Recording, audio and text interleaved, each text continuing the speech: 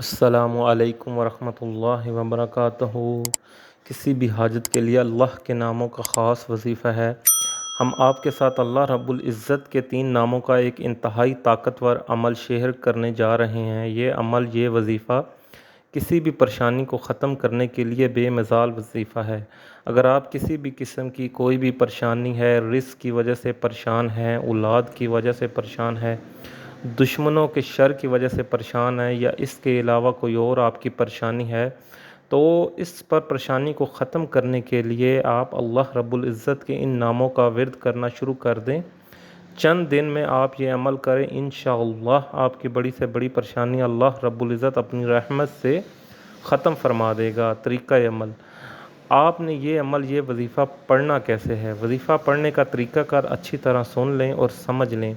جیسا کہ میں پہلے بتا چکا ہوں، یہ وظیفہ اللہ رب العزت کے 3 ناموں کا وظیفہ ہے، جن میں ایک اللہ تعالیٰ کا ذاتی نام ہے اور 2 اللہ رب العزت کے صفاتی نام ہیں۔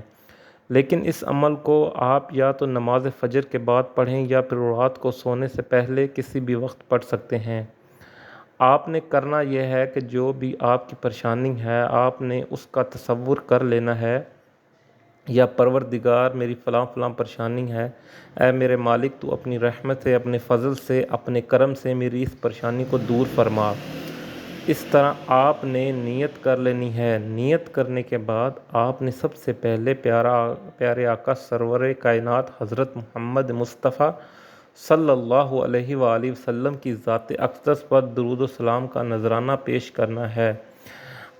جب آپ ورد پڑھ لیں تو درود پاک پڑھنے کے بعد آپ نے اللہ رب العزت کے یہ 3 نام ہیں، یا اللہ، یا وہاب، یا عزیز۔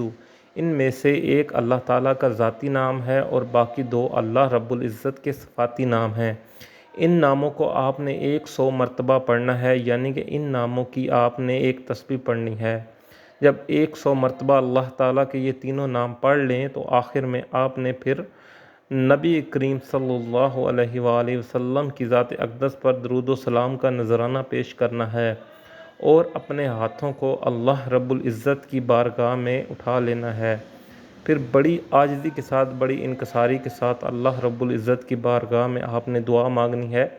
چند دن آپ یہ عمل کریں، انشاءاللہ آپ کی بڑی سے بڑی پریشانی کو اللہ رب العزت اپنی رحمت سے ختم فرما دے گا۔ بے شک۔ لائک اور سبسکرائب کرنا نہ بھولیے گا۔